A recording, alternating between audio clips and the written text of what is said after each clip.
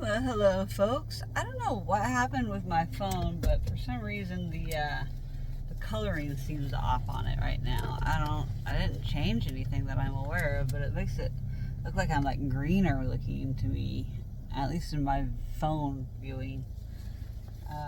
Anyways, I'm only making a quick little short video here. I just picked up my medication from my pharmacy. I did get my doctor to prescribe my new pain medication. Let's hope that it brings me relief when I need it to. I only have like a short supply until I see the internal medicine doctor to decide what route we need to go with my pain management until we figure out surgery. I need to figure out what to do in the meantime. Physical therapy is kind of a joke because like I was trying to say in my video that I haven't posted yet, that I made before this one on the way to my doctor.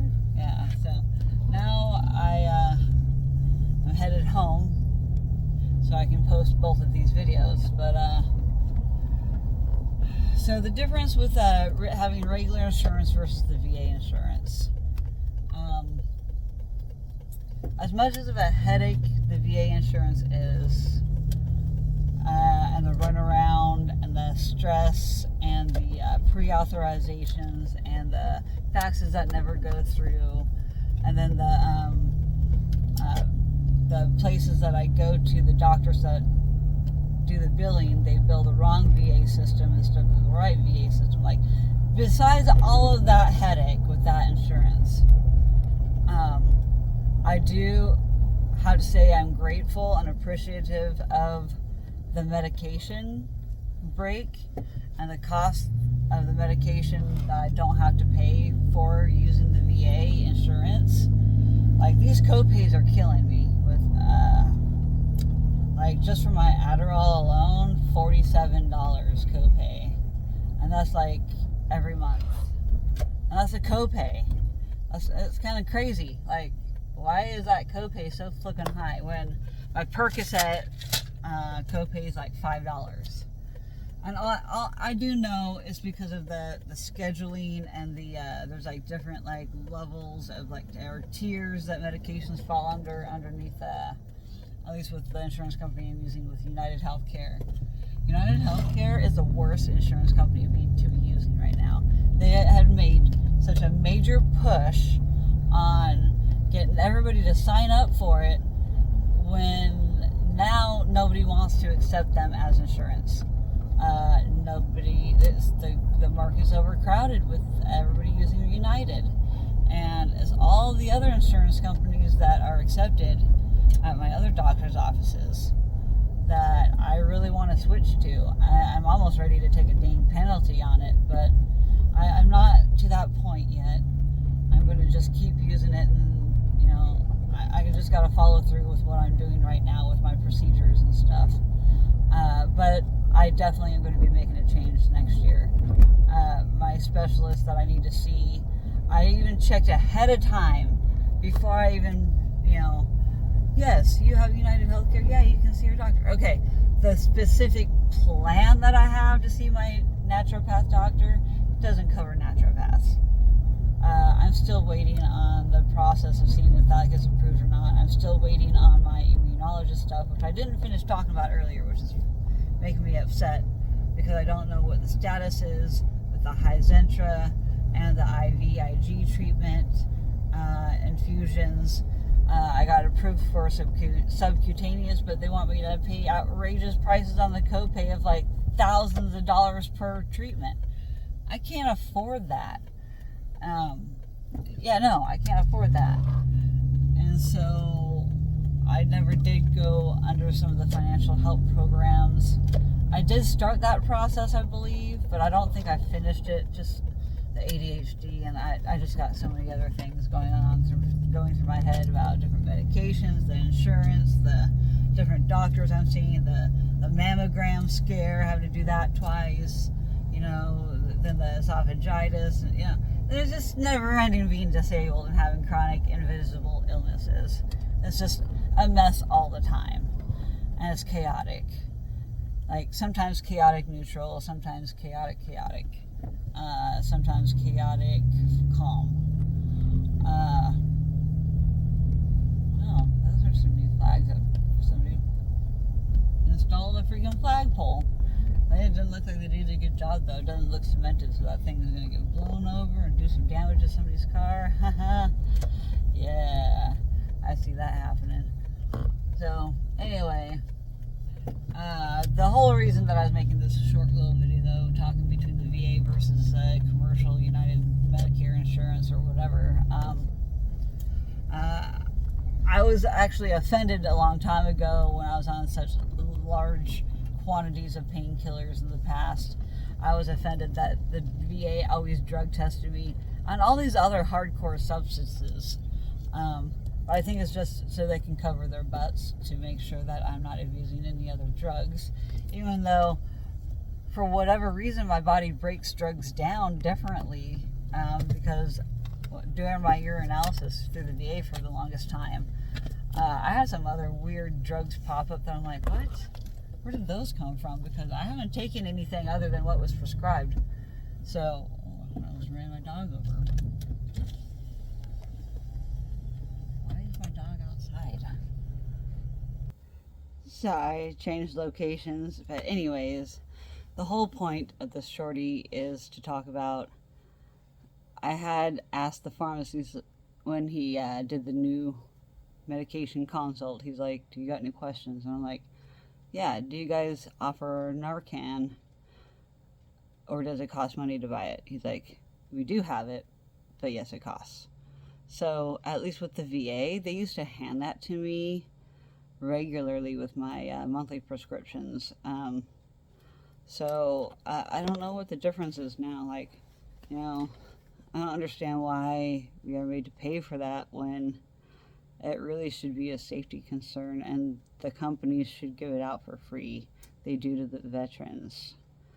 And I didn't even ask for it. I was actually really offended that they used to give it to me all the time. I'm like, I'm not going to OD. I've been on this for years, like 10 plus years I was on painkillers, and all of a sudden they're like drug testing me for like hardcore drugs, and then they're giving me Narcan, and I'm like, you are the ones that are giving the drugs to me. I'm not getting them anywhere else, so I don't understand why they were giving me Narcan, because I was not abusing my drugs. But now, as a safety concern, and I do understand the concerns behind it, I only think it's good to actually have some on hand. And with me heading up to the festival festival next month, there is use that is involved, and it was just brought up in one of the Facebook Messenger groups about the festival itself, about reliable sources, and they're trying to make sure that there's going to be lots of Narcan on hand just in case there are anybody that have any problems at the festival. And so that's kind of what prompted me to ask my pharmacist today, like, hey, I used to get this stuff like all the time for free. I used to be pissed off that they'd give it to me because I'm like, I'm not an abuser, you know. But understanding now that I am on multiple medications that do depress the central nervous system, and since I have done extensive studying and research about anatomy and the body and the functionality and dysfunctionality and what medications can do to a body, and especially through my experience of being on them for long term and then getting off of them for long term and then having to go back on them, I want to make sure that I take the precautions necessary just in case something were to happen, because you just never know.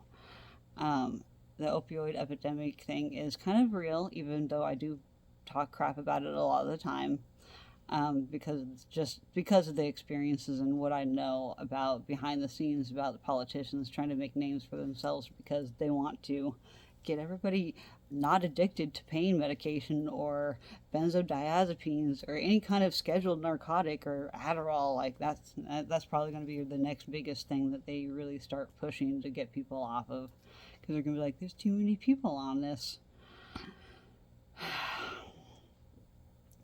And a lot of the problems stem from processed food and food that our bodies don't know how to digest. And after so long, evolution takes over and survival of the fittest, and that's why genetic mutations happen, is to modify for the person's environment, and trauma on the body keep the score. They will stay in your body, your immune system, your nervous system, and unless you do things to do preventative maintenance, things are going to go wrong. And especially as you age.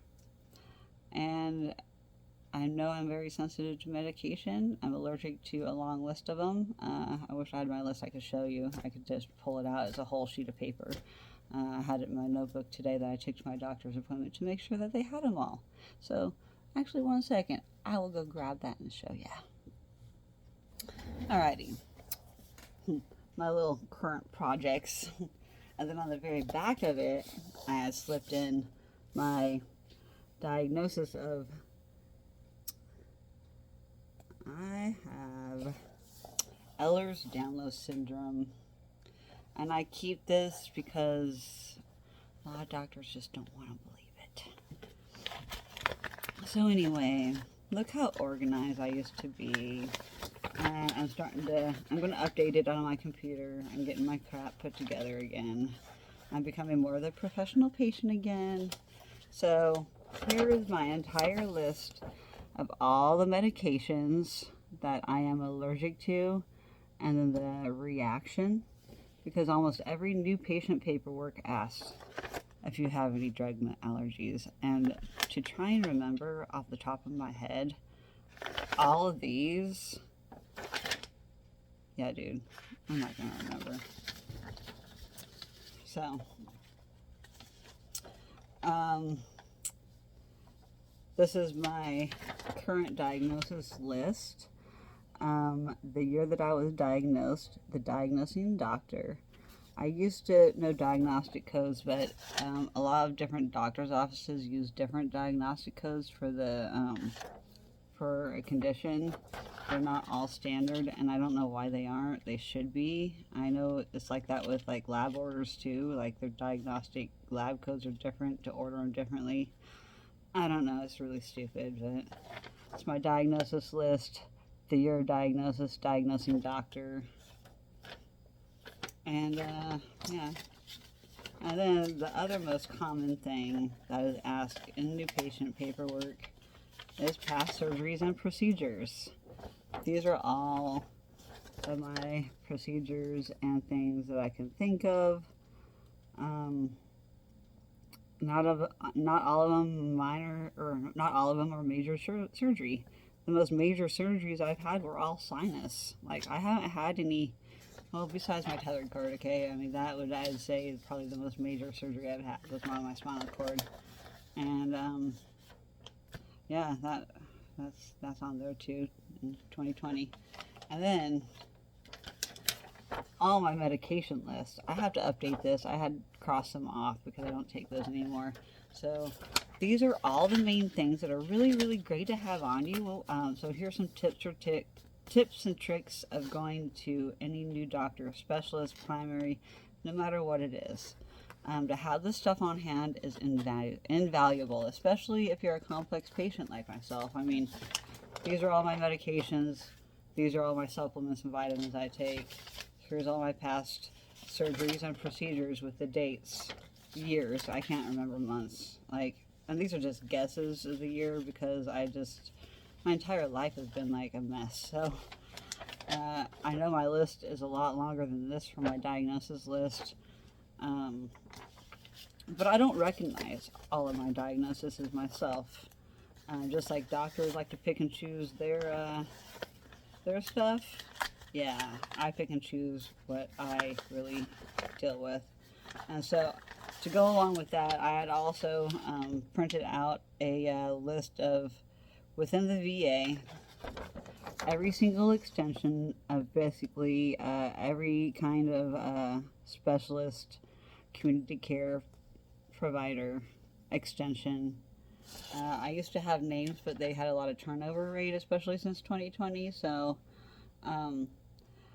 updated community care. I had some of their names down, so that was their updates.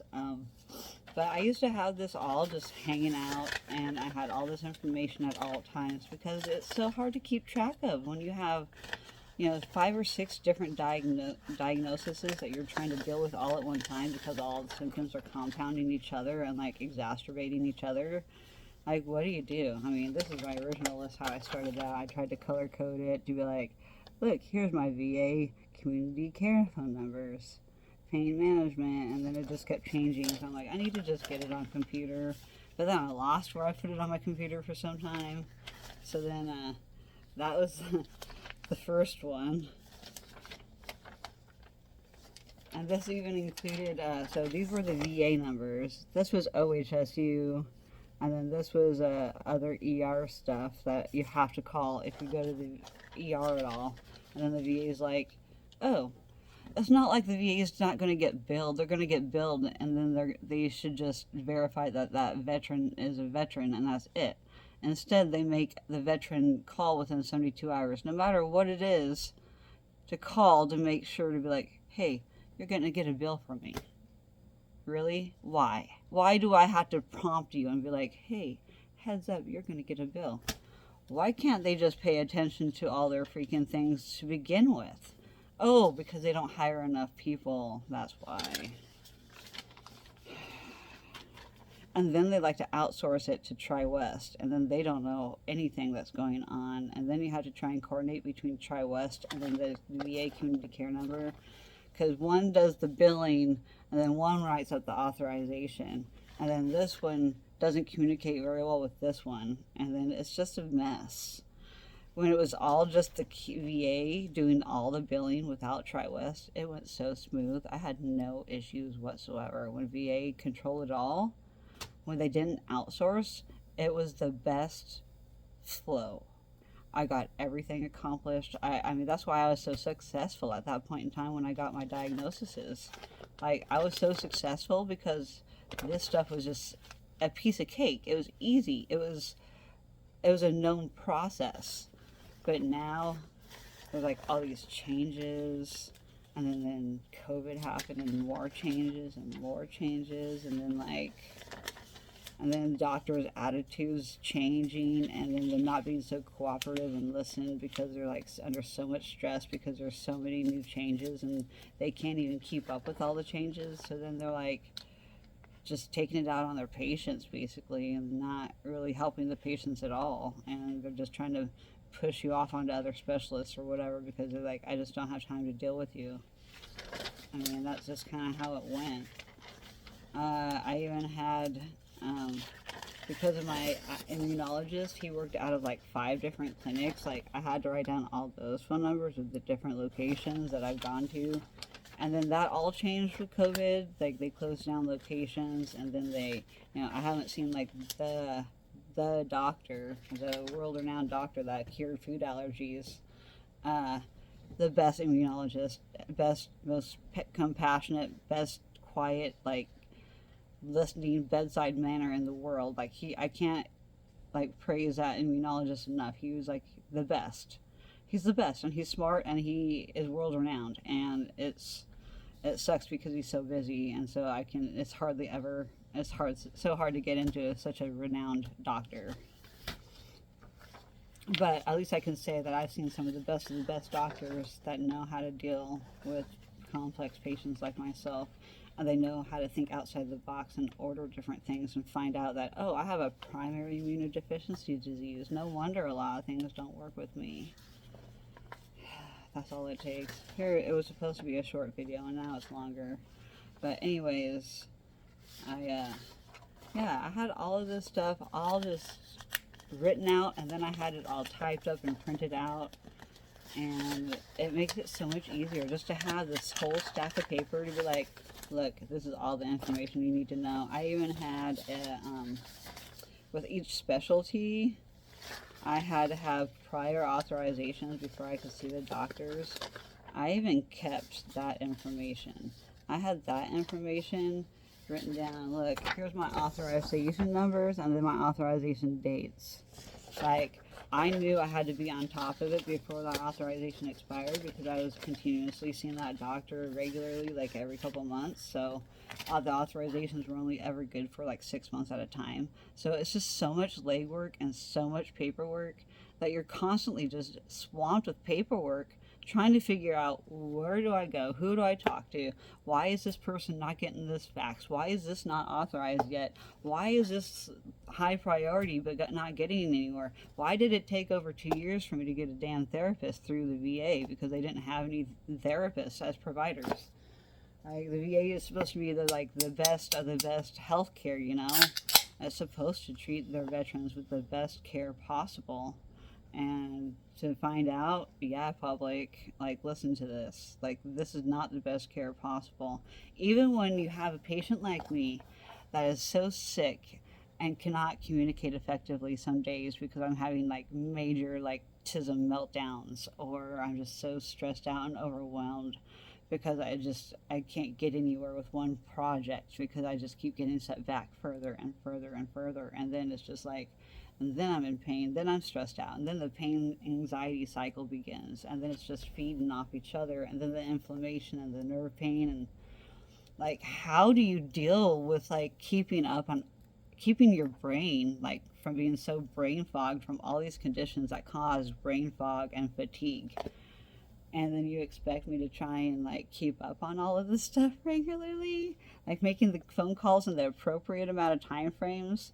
Like, time management is out the window with being on the spectrum. Like, I don't know what that is. Like, time management, what is that? I don't know. Like, 5 minutes seems like an hour to me. Sometimes an hour seems like 2 minutes, and I'm like, where did the hour go? Like, I don't even know where the last 20 minutes went with this video. Like, it's a long video already. I have a lot of things to talk about and discuss. I mean, these are the problems with the VA health system. And, you know, I worked with it. I made it work for me for a time that I needed it to work the most for me, because I didn't have Social Security disability. But now that I have Social Security disability, I'm going to use it for other purposes. I was not able to use it for caretaking. So now I know I have to go back to the VA in order to get it through the VA instead. It makes me sad. You know, I served my country and did what I did so I could give myself secure medical benefits, because I knew there was something different about me growing up. I couldn't place it though. And, you know, had I known that it was connective tissue issues, man, I don't know if I would have during the service, because as much as it kept me in shape, which helped keep me from deteriorating, it was the high impact of the running that is what ultimately was the downfall of my body falling apart. It was the high impact running in boots, and my body is not made for that. And with the connective tissue issues, and it finally just let loose, and I became symptomatic at age 28. I'm 43 now. I've had quite a bit of time to accept my disabilities. Some days it's still hard to accept, especially since it's invisible. People don't see me as disabled. Like, I really don't look disabled. And I know that. But that's why I want to be real. I want to be authentic. I want to show how effed up I am some days, where I'm crying and I'm just a big mess with a meltdown or anger, or venting about something ridiculous. Sometimes over nothing, sometimes over something that, you know, is just so systemically wrong that there's absolutely nothing I can do as a little old one person me. But it takes a group. It takes a big stand. It has to start somewhere, right? Somebody's got to start it. And I'm speaking my truth, and I'm speaking what I know, and I'm speaking from a veteran that's disabled, that has a hard time being able to process and comprehend things at times because of my learning disabilities, being on the spectrum, and then also processing disorder, you know, my executive dysfunction, my time management. I'm disabled and slow because of physical issues and mental issues. I have to take the time to think about it a lot longer than the average, I guess. I don't know. I don't know what an average is anymore, because to me, with having, you know, being on the spectrum, I see patterns. I mean, that's why I scored so high on the ASVAB with being able to be an analyst, because I recognize patterns and I know, and I think of things outside the box, and I see patterns, and I see patterns in society. And I studied anthropology in college too. Fantastic. I love anthropology, the study of ancient socializations. And it makes me think, like, what is this civilization going to be like hundreds of thousands of years from now? What are we going to have anything to show for it? None of it's like physical copies anymore. It's all just internet. So really, are we just moving towards like a simulation, electronic simulation, rather than physical life form? It's a little out there of a theory, but I mean, come on. I mean, the majority of our time is spent on social media now. We're just zombies to our phones and our devices. And yeah, it's keeping people either isolated or social. It keeps me social because I'm on here posting videos. I'm on here going to people's pages on Facebook, Instagram at times. I don't post much on there. That's more for my modeling pictures to make me feel good about myself. Facebook is all about promoting and marketing, you know, chronic illness awareness, happy things that I do, crappy things that happen to me. But it's all part of life. And so I want to show all of my life, the good, the bad, the ugly, the pretty, the gorgeous, the everything. I don't want to be known just for any one thing. I just want to be known that I'm out there to inspire others to keep going. Keep doing what you're doing. Life is beautiful. Life is a gift. Keep smiling. I told my doctor today that I had a YouTube channel. I don't know if he's going to check it out or not, but yeah, he was actually kind of shocked. He was like, oh, I actually think you're getting more views than my son. I don't know what his son does for videos, but yeah, I want to grow my channel. Please help me grow my channel and get my information out there, because I have a lot of things to tell, some behind the scene things that aren't too pleasant to know about, but you know, this is my reporting. I'm an investigator. I always would love to have been an investigative journalist, and so my gaming friend is one of those people, and man, I envy him. I think it's an awesome job that he does, and I like investigating things. I feel like a detective. I love to research, and I love to look stuff up. I love being part of research. I'm so excited because I'm having my Zoom meeting next week with another pain management study through Stanford University. So this is like huge for me. I'm so excited to be part of Stanford University's research study team now. I'm just part of a study. I'm just, you know, I may be part of some clinical trials with Novartis Pharmaceuticals. My interview went well earlier this week, and they said they will just stay in contact. And so I'm going to be an advocate for Novartis Pharmaceuticals as well in the future. So I'm trying to get out there and inspire others. I'm going to tell my story. I'm going to tell multiple stories about everything. The wrongdoings of the VA, the way they treat their employees, the way they treat their patients, the way they help their patients, how they can help further, what they have done to, you know, benefit me. It takes a lot, and I don't always have that energy to keep going for that.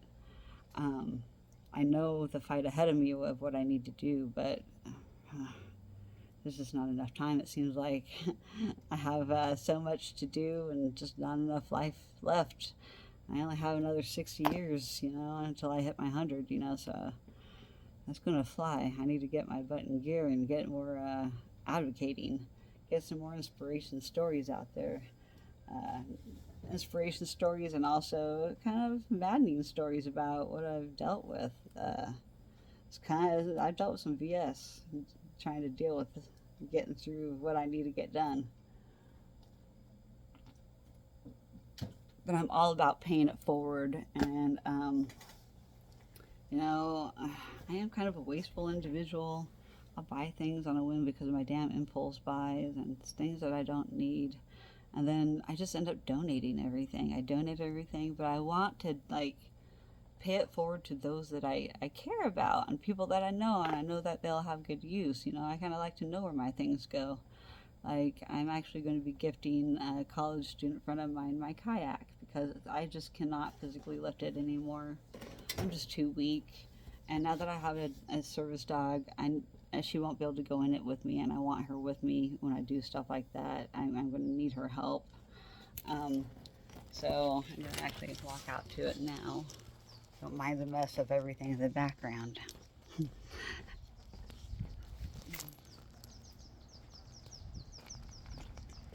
Kayak up ahead. I've only used it a couple times, and it's so sad because I can't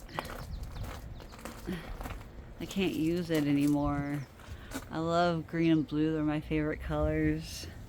But yeah, I'm gifting it to my college friend, and it's just getting it down there. She has river access. I don't have river access. I mean, I kind of do. We have a stream in our backyard, but it's not really for using like that. So yeah. Whew. So yeah, I'm going to be paying it forward. You know, it's just going to take some time and gas to get it down there. And then I'm gifting other stuff to my friends here. I have my boxes and pickles and stuff getting ready to ship. Yeah, I can't afford it this month. I don't know about next month. I don't know how I'm going to get home from Vegas. I don't know how I'm going to even make it all the way there with EDC. I don't know how I had this set up now. Use, come on, sit up there. So anyway, this whole thing started about just talking about the prescription stuff. I just think it's weird that you know, I'm going to try and be part of the solution, and I wanted to try and maybe get part of bringing extra Narcan to the festival just to make sure that people stay safe, because they do all kinds of different drugs at the festival, and it's all about just being safe. Testing products, people are trying to make sure that there's going to be test kits there, but also there's been a lot of spam in the messenger groups lately about people trying to sell stuff, and it's immediately not allowed, and it's really troublesome. It's spam. It's just taking up the chat. It's just ridiculous. We're talking about bracelets and making things for the event and meetup times and that kind of stuff. The fun things, like why are you trying to get our messenger group either shut down or, you know, monitored because people are trying to sell things that they shouldn't be trying to sell inside a freaking messenger group, let alone online. That's not safe. It's sketchy, and yeah, you're probably a cop. We're not going to fall for it. It's just we want to make sure that we have safe practices, knowing that that stuff is going to go on at that festival, and I want to be part of the solution and help, you know, hopefully save lives. I'm all about living life and loving life. I'm not about trying to end it. I love life, and I wish everybody could live till they're 100. So whatever I can do to help, I'm going to.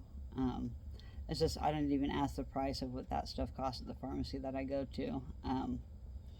But maybe I just need to hit up Portland. Go up to Portland and be like, hey, can I get just a whole bunch of armfuls of Narcan, please? I'm headed to a festival, and I want to make sure people are safe. I don't know. I haven't really gotten involved in that kind of community as much until like between EDC last year and then this year, getting in Facebook groups and trying to meet people to meet up with and trade bracelets and trade necklaces and whatever else. You know, I'm going solo, so it's going to be nice to get to know people a little bit ahead of time, so I can, you know, have kind of a little bit of a safety net. I have people that live in Vegas that are not going to the festival, so they are not that far away either. So if I have any kind of emergency or anything, I have somebody within the town that can come help me out. So I'm thankful about that. I'm solo, but I'm 43 years old. I know how to take care of myself. I've done some pretty ridiculous things back in my youth. I'm surprised I survived, really. But really, I wanted to just preach, be safe. Pain medication and prescription drugs and other drugs are just not safe. I really don't condone the use of them. I just, if somebody needs it for their medical reasons, I think it should be allowed. And it's just been a continuous problem throughout the years because of the opioid epidemic, and then now the laced everything is dangerous out there. I mean, the 90s were getting big with that stuff, but like heroin was and meth were the big things back then. Now it's like trank dope and gosh, fentanyl, Fetty. There's also some other stuff down in Miami. I watch Vice, so I learn about all this stuff on documentaries. And it's good to know about the problems going on the streets, so you know what you're facing with when you are walking out and about, and how to be vigilant enough but not too hyper vigilant that you're like, paranoid schizo kind of thing. But you got to be prepared. You got to have some kind of protection. You got to have a exit plan. You've got to make sure to park your vehicle in a place that is easily escapable. Park in a certain direction, parking in certain locations and parking lots. These are all things just to be safe, especially as a woman, but not limited to women either. Men are not always safe either. So in this unsafe world, we're just trying to be safe, and so these are things to be thinking about. And so I just want to just push. I am all about safety and not abusing medications and not, just thinking about what you're doing. It's a hard balance when you're in chronic illness and chronic pain, to have the right balance of things without going overboard, because it's just there's going to be breakthrough pain. There's going to be things that happen. There's going to be setbacks. Just never give up. That's all there is to it. Just don't give up. Keep going. Stay wild, but not too wild. Just love life. I'm about to detail my car. It's a pretty decent day out. I'm going to turn this camera. This is the stuff I need to get back into my vehicle. And yeah, don't mind the horde mess. But I'm going to be detailing that sucker today, so I'm going to try and back this sucker into the garage, move the car out, and because it's been weeks since I started it. I'm done with appointments for the day. I'm done with my parents' invitations for the most part. I'm still waiting on a couple addresses to come in, but those suckers are getting mailed, and that's off my plate now. Like, that's just been the bane of my existence for like the last 2 to 3 weeks, is those invitations. But yes, 50 years. 50 years is a lot to celebrate, and I really wanted to do something special for my mom and dad. And so I scanned 90-something pictures in at Walmart, from physical copy to digital. I want to do some kind of PowerPoint slideshow. I need to go to the venue that we're having it held at to see how I'm going to be able to accomplish that if I can. If I can't, I'm not going to worry about it, and I'm just going to ditch the project. But maybe I will think of something else to do with the pictures. But I gotta move forward with plans of the party, and I got to move on with getting ready for EDC. I got to get my maintenance checks done. I got to check the fuse in my vehicle to see why tail light's not blinking right. I got my one suitcase already packed of my outfits that I tried on for y'all on YouTube. The second suitcase is only about the props and stuff. My freaking pashmina is still hanging up right over there, waiting for me to glue it down. I gotta go get my I gotta go finish detailing the car, and then I gotta bring the trailer home and do all the checks. The smoke detector battery is beeping in it, and when I went over their stop the other day, it was going beep beep.